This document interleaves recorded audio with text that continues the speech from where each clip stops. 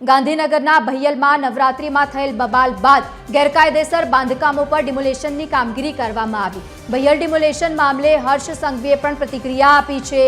હર્ષ સંઘવીએ કહ્યું છે કે આવા જે તત્વો છે તેમના પર પોલીસ કડક પગલાં ભરે છે અને હજુ પણ કાર્યવાહી કરતી રહેશે।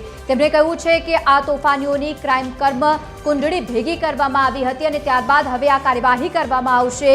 ભૈયલની ઘટનામાં ઘરમાં ઘૂસીને તોફાનીઓ ઉપર કાર્યવાહી કરવામાં આવી છે તથા નુકસાનની ભરપાઈ કરવા માટે ગુજરાત પોલીસ કટિબદ્ધ છે।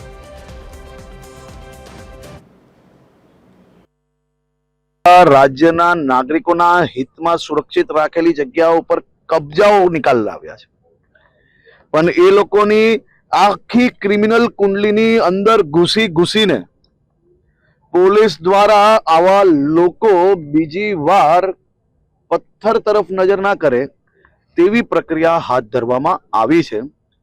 જેમ ગાંધીનગર પોલીસે માં અંબાના ભક્તો ઉપર નવરાત્રી દરમિયાન પથ્થર મારીને આ તહેવારને આસ્થાને ઠેસ પહોંચાડવાનો જે પ્રયાસ કર્યો હતો, સૂરજની પહેલી કિરણો પહેલા ઘરના દરવાજાઓ છુપાયેલા લોકોને ઘરના દરવાજાઓ તોડીને આ બધા જ દંગાઈઓને પકડ્યા પછી કડક એક્શન લેવામાં આવ્યા।